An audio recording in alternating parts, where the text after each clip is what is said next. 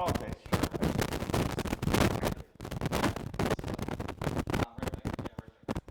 Okay. Before we get started, I put on the Consultation comment on the website, but we start recording training sessions. So I was just reading over real quick. Looks like some reactivity towards certain dogs, was it? Yeah. So Bentley's just turned a year old. He's always been very high energy, and he, dogs. But we're noticing in newer environments, and also kind of like within the realm of his territory, what he would consider, he becomes a little bit more timid, and in some cases reactive. So, okay, sure. So there was an altercation with a dog on our floor a couple months ago. He had to be maybe 6-7 months old, with a bulldog on our floor, where the bulldog kind of came at him, and then they kind of got into it. He started getting super reactive, was barking and going crazy. You could tell he was really in a lot of distress. And then ever since then, every time we saw that bulldog, and then every other bulldog in the building, he's had the same reaction. Sure. So then he started, that behavior kind of started to happen with other dogs in the building. I'm not sure what triggered it, but it's just there's certain dogs in the building that just set his fight or flight off, and he'll just go into freak out mode, start barking. We'll have to hold him by his harness, and he's never been violent. There's never been any altercation where blood has been drawn or anything like that, where bites have come out, but it looks really nasty. It's very embarrassing for us. Sure.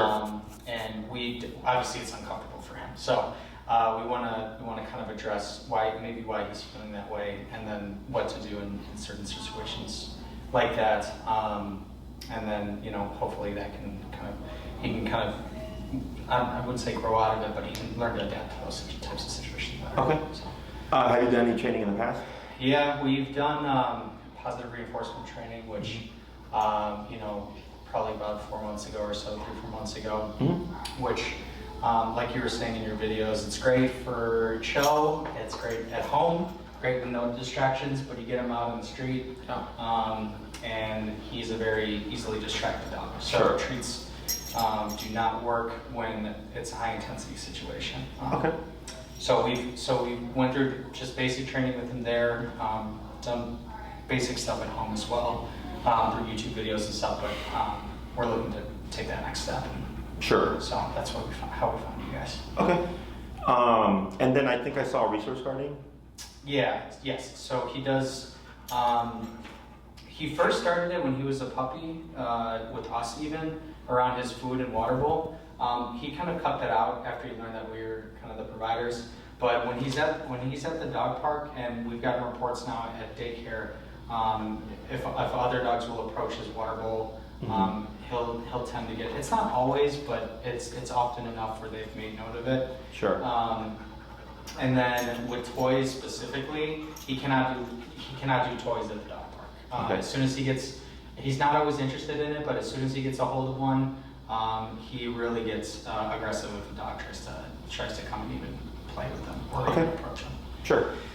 So he's very territorial in that regard, and and usually the altercation will turn into him, like a dog will approach him, he'll start to growl. If a dog gets too close, he'll snap at the dog, and then he'll go into straight defensive mode and start kind of basically saying back off to everybody who approaches him, person or dog. Yeah. Which is obviously very dangerous at a dog park. You never know how people or dogs are going to react to that. Sure. And how about when people come over? Does he get territorial, or is he friendly and excited?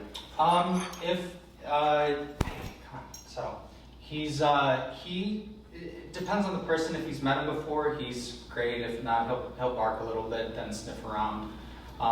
He's never been truly aggressive to visitors that he can visibly see. So he can hear people walking down the hallway, and he'll get pretty worked up about it. But as soon as he's able to see them and smell them in person, he's not too bad. Okay. But that's kind of how he reacts around people who come to our place. Okay. So. Anything else?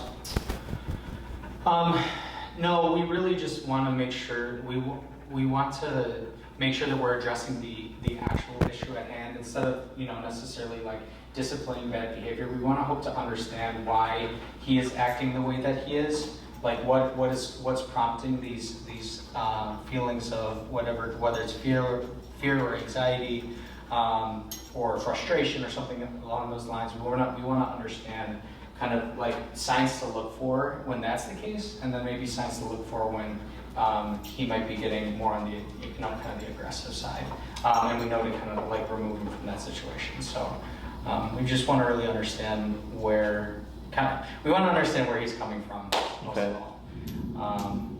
And yeah, so that's kind of what our goals are, and how to correct those appropriately. Okay. So, in terms of like understanding, like it's good to understand dog behavior, because the approach doesn't really change too much, but there are some factors. Like let's say I have a dog that's human aggressive, and it's a nervous human aggressive dog. With nervousness, it triggered like if everybody settles, the dog is fine, and if somebody stands up, you'll see the dog become aggressive. Or if there's like a sudden change in the environment, the dog will become aggressive. And it's important to know that, because knowing a nervous, aggressive dog, I can predict things. Right. A fearful dog, I know really won't ever come in unless I put them under too much pressure, and then I.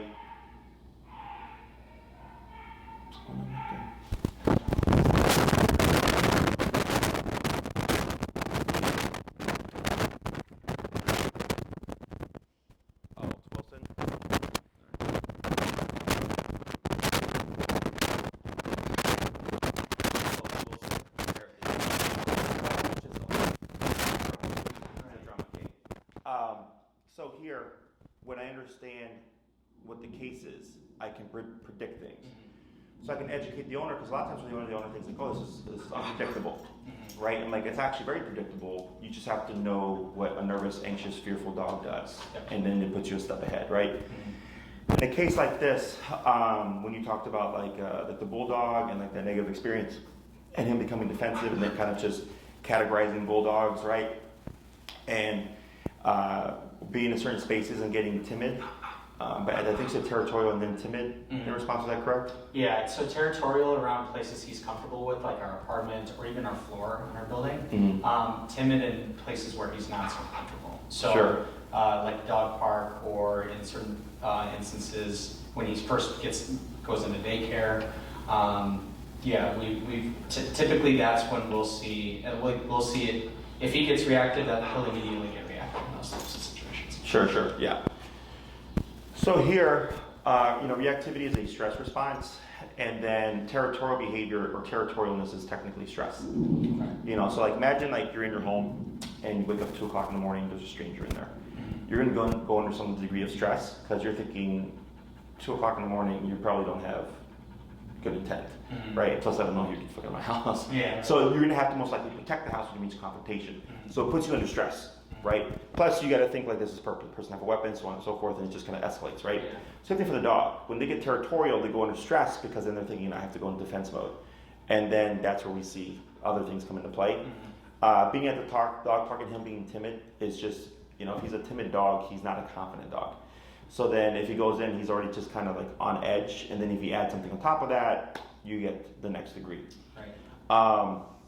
So when it comes to recognizing, so removing them from the situation actually wouldn't help the behavior. You're just avoiding the stressor. Okay. But it doesn't actually teach them how to handle stress. So like for humans, if someone is constantly avoiding problems, they never learn how to address a problem, right? And you'll see movies or whatever, they say like, you can't always run away from your problems, like sooner or later it'll catch up to you. Sure. And then one day the person changes and confronts the problems and happy ending, whatever. Kind of same thing for the dog. So like if I have a dog that's reactive or leash reactive, and like what I do is I have my owner step to the side, and they'll put the dog in a sitting position so that the stressor can go by. And a lot of trainers will say don't do that, because it puts the dog under more stress. And I'm like, well, the dog is already under stress anyways when it sees a dog. I'm just setting it up so that the owner, yes, the dog, it's harder for the dog, but it's easier for the owner to succeed, which then helps the dog over time. But we're essentially confronting the problem, because we're saying, look, we're going to step aside. That's how we're going to handle it. You're not going to be reactive. This is going to walk by, and you're going to learn how to handle this situation, okay? Because there's 4 responses to things: fight, flight, avoid, and submission. On a leash, it's typically fight or flight. If he can't run from it because he's on the leash, that leaves only the fight response, okay? But we also want to teach him that the fight response is not acceptable, and that there's other responses like avoidance and or submission, okay? So avoidance would be he sees a dog, he doesn't like the dog, but instead of lunging and barking, he'll like turn around and look over here. And when that dog passes, he'll look back over here. Okay, so kind of like with the human, if you go to a store and you see someone you don't want to talk to, you go down a different aisle. That's avoidance behavior, okay? Submission, or as I also call it, acceptance, is when the dog goes, okay, I'm going to see dogs, it's going to happen, but I can't try to fight them, I can't run away from them, I can avoid them, but at some point I'm just going to have to accept that I'm going to see dogs in passing and I cannot be reactive, okay? But these are all through things that we do through confronting the problem, okay? Now, in certain situations, yes, it'd be wiser to avoid it. Like if I see someone whose dog is reactive and they have no control over it, then yeah, definitely go the opposite way. That's, we wouldn't put the dog in that situation. But for the most part, it's like, hey bud, you're gonna see dogs because you can't avoid everything. Yeah. You're not gonna always be able to remove him from every situation, okay? Right. So, when it comes to these things, because you mentioned you've seen some videos, we do remote and or prong collar training. Now, prong collar is a tool that I rarely use. It's more so it's incorporated. All our dogs are trained on remote collar. Yeah, we want the collar training. Okay. So here, the way it works with the remote collars, are you familiar with the technology at all? I just through the kind of the videos that you had online, explained it really well. The functionality, I went through the whole video on essentially like each little function of the right. So there's a vibration, there's a nick, which is just a contraction, and there's continuous, which is continuous contraction. Okay, and it has 127 levels of varying pressure, and the higher we go, the higher the pressure gets, or the more uncomfortable it gets. It's just a miniaturized TENS unit and or STIM unit, which they use on humans. It's a muscle contraction. They use a lot in sports rehabilitation therapy. They use a lot in chiropractors and or physical therapist's office. You can go to Walgreens and pick up a TENS unit for your back, literally right across the corner. So the technology is perfectly safe. It's just that people think it's one thing when it's really not. Like they usually think it's electrocution. And like it's not electrocution. If it was, I'm pretty sure this would not be legal. So it's just a miniaturized TENS unit. And the reason why it's effective is because dogs are physical animals. If he did something to another dog and they wanted to stop it, they would nip and or bite him. Same thing with him. If he decides, hey, I want this water bowl and I don't want you near it, he might growl as a warning, but if the dog continues to push, he might nip and or bite to tell him, I'm willing to fight for this water bowl. Okay. Whereas for humans, we could say, oh, that's my water bowl, right? Or that's the community bowl. Or there are free bowls over there. Like you can communicate to someone like, no, this is mine. You can go somewhere else. We don't just jump to like, get away from my water bowl. But dogs do. So the e-collar essentially allows you to be physical with your dog without physicality, technically speaking. I like to refer to it as like a bite on a button. So the way we teach it is how the dog interprets it. People typically think of e-collar as a punisher, meaning we're going to go and make the dog be bad, and when they're bad, we're going to correct them on the e-collar. Okay, and that is an approach, but it's not the first approach. Okay, with reactivity, what we want to do first is teach them how to walk correctly. Now, harnesses actually promote pulling and actually escalate reactivity as well. Okay, so dogs have a thing called opposition reflex. Are you familiar with that? Yeah, I can assume what it means, but yeah, you can explain it. If they feel a tug, they're inclined. They're going to go against it. Correct. Right. So they pull forward, you pull back, they pull forward. They pull forward, you pull back, they pull back. They always go opposite to pressure. Okay, and it's a natural instinct that all animals have. But the harness kind of, when they pull, our instinct is to pull back. Now you have a front clip harness, also known as a no pull harness, which in my book is an oxymoron because harnesses are meant for pulling. Huskies wear harnesses to pull sleds. Horses wear harnesses to pull carriages. Okay, so even though what happens with this here is that because it's on the front, it's supposed to divert the pressure to the side, which alleviates some of that front pressure, but it still creates agitation in the dog. So in protection training, where we train a dog to be aggressive towards a human on command, we put them on harnesses because we don't want anything inhibiting the throat, and we want to create more agitation. So then we have the person who's like being suspicious and pissing off the dog, so to speak, while the other person is pulling back on the harness to help escalate the behavior. And then when they start lunging and barking, we would reward that. Okay. So harnesses, of course, people use them because they don't want their dog to on the throat, or if they don't want to use a prong collar because they think it looks evil or anything like that. And just from what it says, no pull harness, like you're thinking, oh, okay, cool, this fixes my problem, and it's actually not the case. So with the heel training, heel resolves like 70 to 80% of problems. Okay, which is why it's almost always the first thing we teach. Okay, so I don't go out and go, all right, let's find dogs. I go, let's teach them how to walk correctly and see what does it resolve. Okay, so the idea here is if he's more focused on you, then he's gonna care less about the dog in passing. Okay, and in some cases the owner will come back and they're like, Jesse, complete 180, no reactivity all week. I go, great, that's exactly what I wanted to hear. And in other cases they'll say, hey Jesse, 80% of the reactivity is gone, there's 20% left. In other cases, they'll say, my dog is just as reactive. And I go, all right, no problem. We got to go through a process because I got to figure out what the answer is going to be for that particular dog. Sure. And that's a rarer dog. Most dogs are like one of the first two. It's either 180 or there's some degree of percentage left, but there's a big chunk that's been resolved. Okay? So in the scope of reactivity, reactivity towards, it's like a spectrum. Mm-hmm. So we have reactivity like towards humans, and then calm dogs, then excited dogs, puppy type energy, other reactive dogs, and then surprise run-ins with dogs, okay? Almost always human reactivity goes away first, then calm dogs, and then excited puppy energy is like right in the middle. Other reactive dogs or sudden run-in with dogs are end of the spectrum. They take the longest because you cannot predict if this dog last second is gonna lunge and bark. Right. Or if you turn a corner and there's a bulldog that's so sudden, right? Those tend to be end of spectrum. We can address them, they just take longer. Okay, so usually those first three is the first chunk that leaves. The second or the last two are the ones that kind of take a bit of time to resolve. Okay, so class 1 is heel. Class 2, review, how'd it go? 60% is better, whatever. And then I ask you like, where did you see reactivity? And you're like, well, we saw his arch nemesis, the bulldog. I'm like, okay, makes sense because that's more of an intense situation, right? So I'm getting all this feedback. Yeah. And then from there, I adjust class 2 to address the residual reactivity, okay? Then we work on the second half of heel. You go do your homework, you come back class 3. And then you fill me in.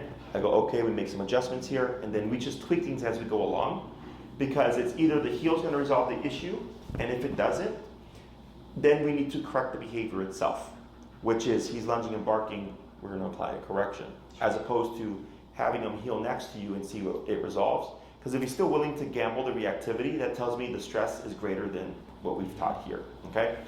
And then we just nitpick at things as we go along, because it's really straightforward once you understand behavior. Yeah. So growing up, I was raised old school. I was spanked.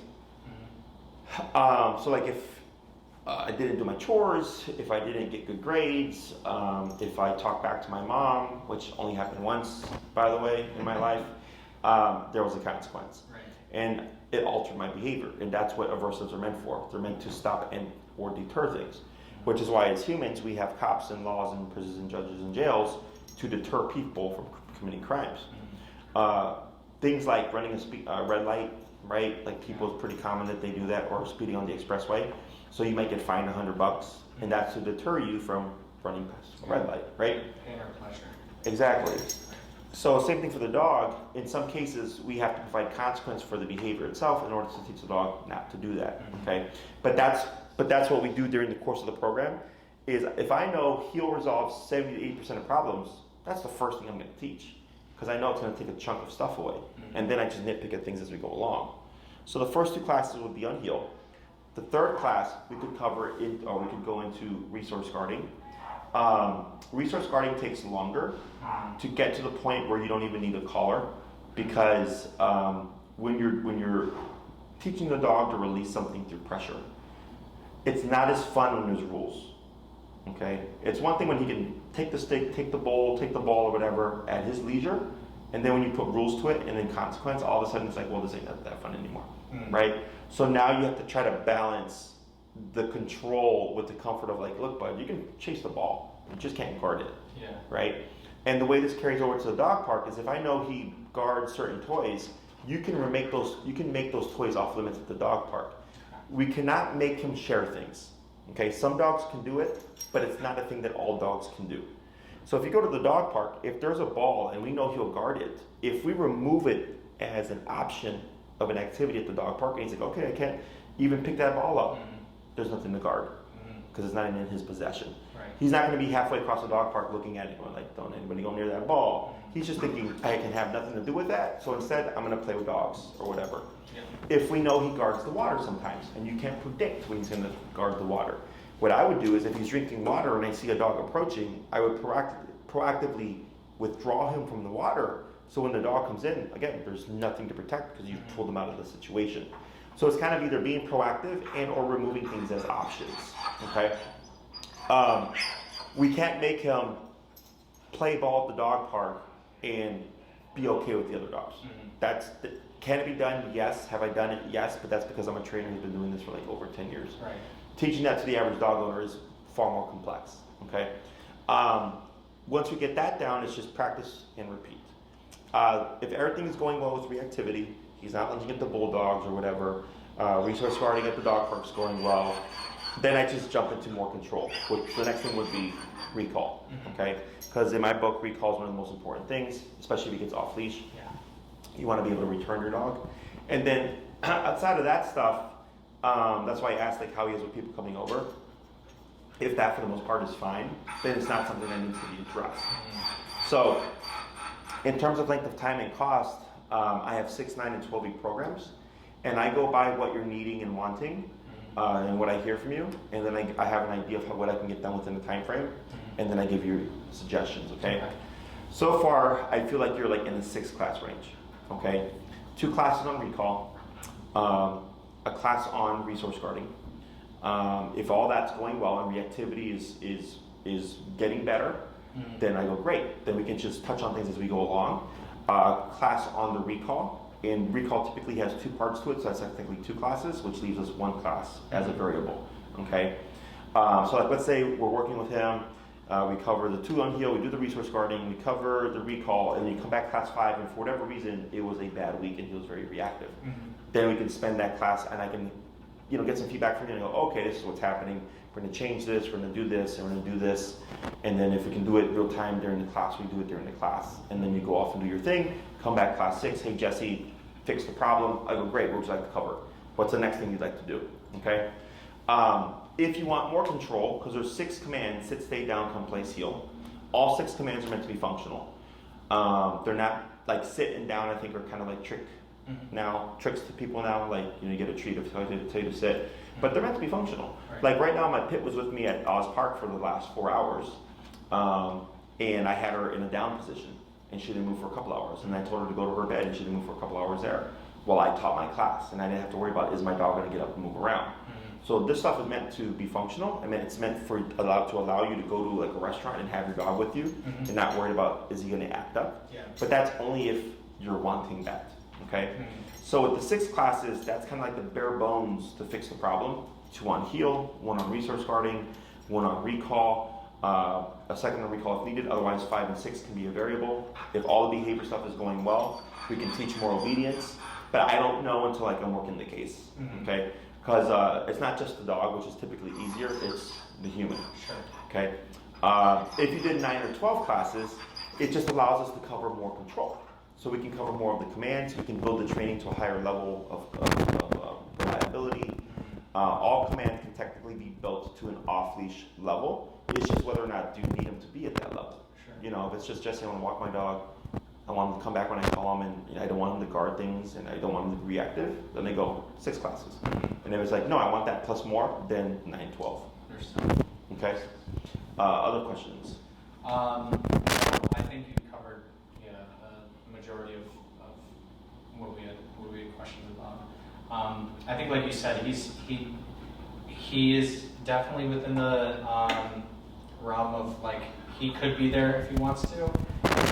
We're not like worried about him to the point where my sister fostered a dog, and a smaller dog attacked her, and then the dog basically mauled the other dog into a hospital and everything. And now might have to put her down. So we don't think he's in that arena, but you know, he's got behavior that we need correcting, and I think like a good 6 week snap him into shape. I think that would be a really good start for him. Okay. So that's kind of what our thought process is too. Sure. When it comes to like here, you see all this? It's because he's getting stressed. Go ahead and take your leash, and I'll have you switch your leash to a slack collar. Switch leash to what? Flat collar. Yeah, you can tell he gets very anxious. Just in general, like when he's not moving, he's kind of like this, unless he's tired or hot. So what you're gonna do is you're gonna, like where you have your hand right there, high up on the leash, is you're gonna bring him in front of you. Yep. Standing. No, you can keep seated. Go ahead and pull him towards you. And you're gonna grab your leash higher. Right. Mag. Yeah.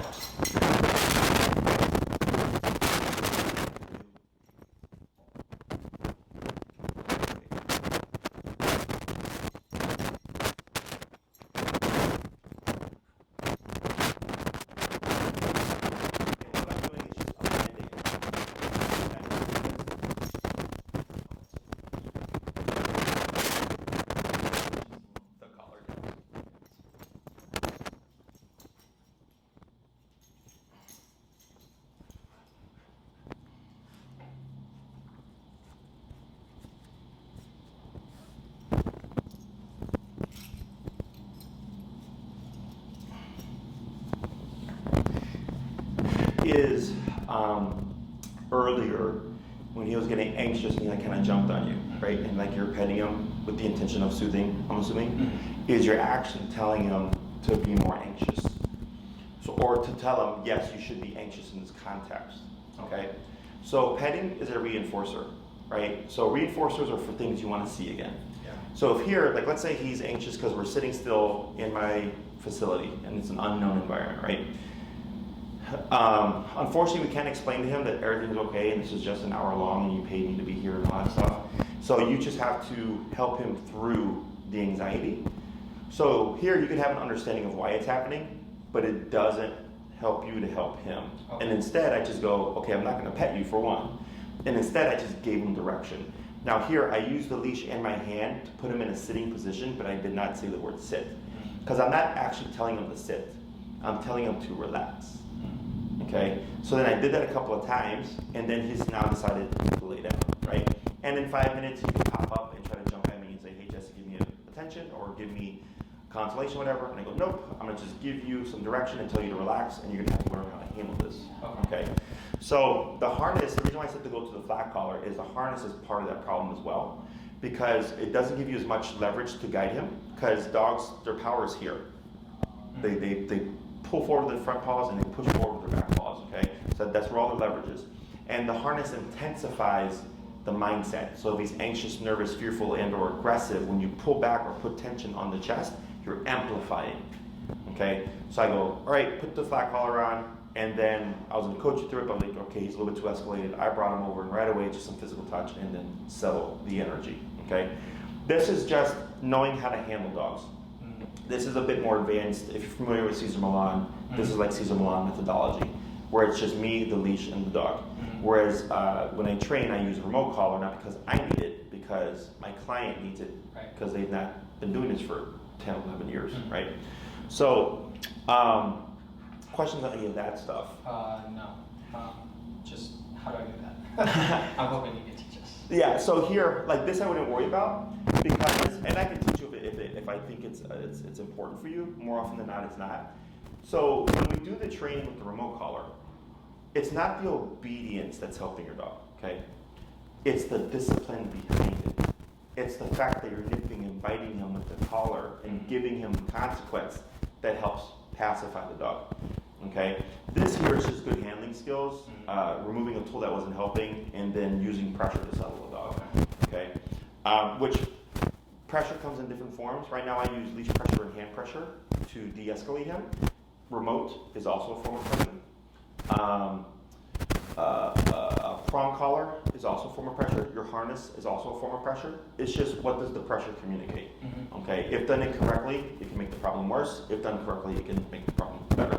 Okay, so pressure is healthy, or it can be healthy. you drive? Yeah. Been on the expressway? Yeah. You ever had somebody drive really close to you Mm-hmm. and it makes you feel uncomfortable, right? And you might speed up, you might switch lanes, you might not do anything, or you might brake check, right? They're doing that to incentivize you to do something. Whether or not it's the thing they wanted you to do is a totally different story, right? Growing up, we had peer pressure, right? Kids trying to get you to do something that you shouldn't, right? By making you feel a certain way. So pressure is all over the place, but we just don't really see it that way anymore, okay? So when it comes to the e-collar, one of the most common questions I get is, when does it go away? Okay? In my book, when you need it, it doesn't. So if he's a great dog inside the house and there's no problems inside the house, then you don't need it. But if you go out on a walk and you know like you're going to see bulldogs and random dogs and have off-leash dogs run towards you, you would need it. If he's going to go to the park and play and all that stuff, and there might be balls there around that you may have to remove as a potential activity for him, you would need it. Okay. Otherwise, you're perfectly fine without it. People always ask, if the methods are so great, then why do we need the collar on the dog in certain situations? And I go, because we can't control everything. You know, like right now, my dog hates storms, my pit, and we got caught by a storm, right? And typically, if I don't have the collar, she would be under high anxiety. But because I did have the collar, I was able to soothe her and pacify her because I had consequence to tell her, like, there's no need to be anxious here. Whereas to the human, kind of sounds bad. They're like, but Jesse, the dog's anxious with the storm. I'm like, I understand that. But I can't use words to console her. Mm-hmm. You know, dogs are all about physicality. They just go cut it out. Yeah. And I'm not doing it out of meanness. I'm doing it to help her just calm herself down because she's unable to do it on her own. Right. So I always phrase the e-collar. I always tell people it's like a cop on the collar. Mm-hmm. So on the expressway, most people speed, right? And if you see a squad car, all of a sudden everybody slows down. And then when we pass the squad car, everybody speeds up again, right? That's called opportunistic behavior. It's perfectly natural. Every animal does it. It's part of survival instinct. So like if there's a pond of water with like an alligator in it, and there's animals that know that there's an alligator there, they won't drink the water. And if they see the alligator leave, everybody comes in to drink their water. Mm-hmm. And when the alligator comes back, everybody leaves again. That's opportunistic behavior. Okay? So the e-collar, he's like, oh, I got the collar on. I got to behave myself. No reactivity. I got to come to my parents say, right? When the collar's off, what's going to happen when I bark at that bulldog? Oh, nothing. So then I've got the collar on, I can still be a brat, okay? And it's nothing good or bad. I mean, even humans do it. You know, we're aware of the laws and not to run red lights and speed on the expressway, speed in the neighborhood and all that stuff, but people still do it, okay? Because they know, like, I can't get caught, or I may not get caught. So same thing for these guys. So it's not that you're always having to use it all the time. If you've done your homework and you've conditioned everything, you're going to have really good control of your dog, and you're going to see yourself using the collar minimally. Once in a blue moon, something happens. You get surprised by a random bulldog turning around the corner, and you get surprised too. But now you have the ability to stop it immediately, as opposed to uh-oh and trying to rein him in while he's blowing up. Sure. Okay. So there's no such thing as a perfect dog. It's like there's no such thing as a perfect human. But what you're going to see is in the beginning it's a lot of e-collar, and then as we shape and correct things, all of a sudden it just declines. So like right now when I had my pit at the park, I didn't tap her, I didn't correct her a single time. Yesterday I brought her for 4 hours and I had to correct her once. Mm-hmm. Okay, and she's coming with me because now I need to bring her out with me because I don't have anybody to watch her, so she's joining in all my sessions. But I pretty much not used her training in almost 7 years. Okay, because she's been mostly at home and just hanging out and stuff, and we just use simple stuff when we go out to the park. Mm-hmm. But now I'm like, all right, I need you to sit still for a bit because Daddy's got to work. Mm-hmm. But that's minimal. 8 hours and those one correction to just keep her still for the entire time, you know. And then if I were to have her for the next, 6 months with me, minimal. Okay, so as long as you're doing all the homework and you're being proactive, the problem, your usage is going to go down. The problem is people give dogs, or try to give their dogs the opportunity to avoid the correction because they feel bad, right? They're like, please make the right decision or please be a good dog. And I go, that doesn't work that way. Now you're putting too much on the dog, and if you put it in their paws, so to speak, they're going to opt for what makes them feel better. And if he's thinking, hey, lunging and barking at the dog makes me feel better, he's going to opt for that instead. Okay? Questions on any of that stuff? No, that makes perfect sense. Yeah, so I always try to be upfront with people because they're thinking, I'm going to train my dog and then we're done. And I go, no, it's like having a kid. You're a parent to a dog for 24/7 till the day he passes. And he's going to be, and dogs, they learn to a 3 to 4 year old level. Okay, so I would never trust a 3 to 4 year old kid to one day mature, get a job, and like pay rent, right? Same thing for these guys. He's stuck at the 3 to 4 year old level. So they need to be told what to do. It's just your need to reinforce should technically be minimal because you've done all the work. Okay? In terms of like booking and all that stuff, I'm assuming you're trying to do in person? Yeah, okay. As much as we can. Yeah. Sure. So in this case, yeah, perfectly doable. 6 classes is what I would recommend. In terms of when we can get you on the calendar, Maria would know that better than I do. Mm-hmm. She knows my schedule. I just look at my calendar for the day and go, okay, this is what I got to do. If you have daytime availability, it's easier to get you in sooner because most people are 9 to 5. Mm-hmm. So my evenings and weekends are when I'm usually fully booked. Okay. Mm-hmm. I think currently, the last time she told me we're booking into September, depending on your availability. Okay. So if you're looking for that evening weekend, there may be a little bit of a wait, okay. But she would fill you in on all that stuff. Okay. Understood. We train out of the park for the most part until like the winter comes. Facility. There's no real difference in terms of the level of control or the fact that we'll be able to address reactivity in terms of training here versus there, because of the methods that I use and how I do it. The biggest bonus, from training outside of a park like Oz Park is that you're there real time. Oz Park is a busy spot in Chicago. Dogs, strollers, rollerbladers, bikers, people, parties, jazz bands, all these dogs playing, like everything's there. And we're training right in the middle of it, okay? And if your dog becomes reactive, real time, I just walk you through it, okay? So that's the bonus to it, is that you get to train in a very distracting environment. Whereas here, obviously, I don't have all that stuff going on. But it doesn't matter in terms of if we train here, will it transition to your home setting? As long as you follow my instructions, there's no reason why you can't get the results. Okay? In terms of the collar that I would recommend for him, he's probably a 60 to 70 pound dog? Yeah, he's just, last we weighed him, he was just under 60. So under 60? Yeah, he's about like 57. Okay, so the collar I recommend here is the Dr. Black Edition, and Maria would send that to you. And you can get them on Amazon or you can get them through us. I don't care. I just care that you get the correct model. Okay. Amazon has from time to time sent out the wrong model. So if you order the Black Edition and you get something else that just says like 1900S, that's the wrong collar. You'll want to return and exchange it. Okay. Even though you'll order the Black Edition, you may receive something different in the mail. It's rare, but it's happened. If you get your collar from Amazon, you also want to double check it. Read the manual, turn it on, fiddle with it. Don't worry about putting it on your arm, you don't need to do that. But fiddle with it, turn the dial and everything. It should move in increments of 1, 2, 3, 4, 5, 6, all the way to 127. If you find you're turning the dial and it goes from like 10 to 30 very easily, and it's kind of jumping, you have a dud. Right. You want to return that exactly. It should be very clear cut, 1, 2, 3, 4, 5, 6, all the way to 127. And it's noticeable. Like you'll just see it just all over the place. Take that back, return it, exchange it, whatever, and then let us know so that we can push back so we don't show up with a dud. Because I've had people show up with a dud and then we try to work through it and it's just terrible. Okay. Other than that, that's pretty much it. Nothing out the ordinary in terms of the behavior, pretty common stuff. I don't think we're going to have any issues with the reactivity. The resource guarding seems simple enough. The one thing that would take the longest to teach would be recall for sure. And the reason why I mentioned earlier trying to get the resource guarding to off-leash, to no collar level, is because if you grab something, you're not always going to have the collar on. And you want to be able to have that release command. Okay? Any other questions?